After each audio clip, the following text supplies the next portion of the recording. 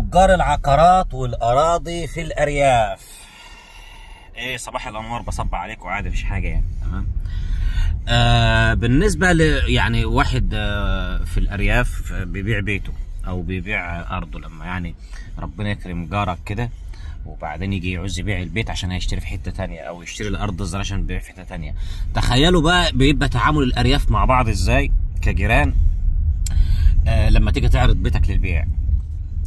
متخيلين بيبقى ازاي؟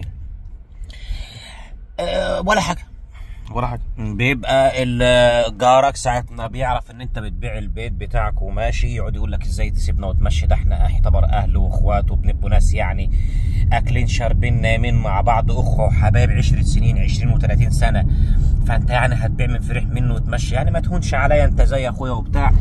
يفضل يقنع فيك كده انك ما تبيعش، تفضل قاعد معاه من كتر محبته فيك وان هو مش عايزك تسيبه وتمشي. وبعدين لما خلاص نويت على البيع وهو عارف ان مفيش مفر كده ولازم تبيع، تخيل بيكون رد فعله بقى ايه اللي بيحصل؟ متخيلين؟ ولا حاجه. لو البيت بتاعك جايب 1,000,000 جنيه، جارك بياخده ب1,500,000، بياخده ازيد من الناس عشان يزق معاك ويتصرف سريعا ويديك فلوسك كاش عشان تروح تقضي مصلحتك. طالما انك ماشي بقى خلاص لازم يرد لك الجميل والعشره الطيبه اللي عشتوها مع بعض 20 30 سنه و50 سنه. يعني دي بتبقى معاملات اهل الريف الحقيقي على مستوى مصر كلها طبعا. تمام. عارف بقى لو صاحب لو جارك اللي هو كده اهوت معهوش فلوس يشتري البيت بتاعك، بيعمل ايه؟ ولا حاجه، بيروح يدور لك على زباين معاك علشان يبيع لك البيت سريعا. وكمان ايه يا سلام بقى لما جارك يبقى يعني معهوش فلوس ياخد البيت ويلاقيك انت جايب ناس تتفرج على البيت، سواء تجار او ناس عاديه او سماسره. تخيل الجار ده بيقابل الناس اللي جايه تشتري البيت دي ازاي؟ بيجيب لهم مزمار صعيدي ويحتفل بيهم وياخدهم بالاحضان ويقدم لهم الشاي والغدا ويعمل لهم احلى احتفاليه علشان الناس تحب المكان كده ويقولوا الجيران دي كويسه وناس حلوه ويشتروا منك البيت. ما يتعقدوش من المكان ويقول لك يا عم لا ده مثلا الجيران زعلانه ولا الجيران مثلا مش حلوه. لا، ده الزبون اللي بيجي يتفرج على البيت وانت جاي تبيعه كده، جارك بيعمل له حفله، بيبقى واخده بالاحضان.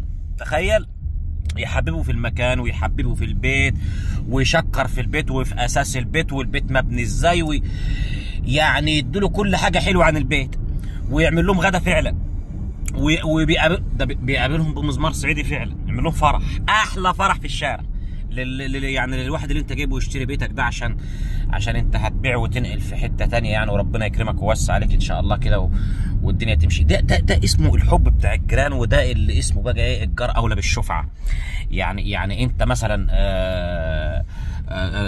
انت كجار فانت هتبيع، فجارك بيقول لا انا جاري اولى بالشفعه ان انا احسن اليه وهو هيبيع من فريح منه وماشي، فانا لازم احسن اليه ولازم اجيب له ناس تشتري منه بالغالي، والناس اللي تيجي تشتري لازم اقابلها احلى مقابله واعمل معاهم الواجب كله. ده في حاله ان هو مش لازمه البيت او ان هو معهوش فلوس يعني. عارف حتى لو لازمه البيت ومعهوش فلوس بيروح برضه يعمل كده، ما بيقولكش البيت لازمني ولا حاجه، بيدي لك يعني بيجيب الناس يعني ويقف معاهم كده. لا، في حاله ان هو البيت لازمه ومعاه فلوس، لو بيتك التجار فصلته 1,000,000 يقول لك انا عشان جارك بقى وعشره عمر هناخده منك ب1,500,000، يعني يزود لك نص مليون فوق ثمنه. يعني عشره طيبه وناس. الله يسامحنا على الكذب ده. السلام عليكم.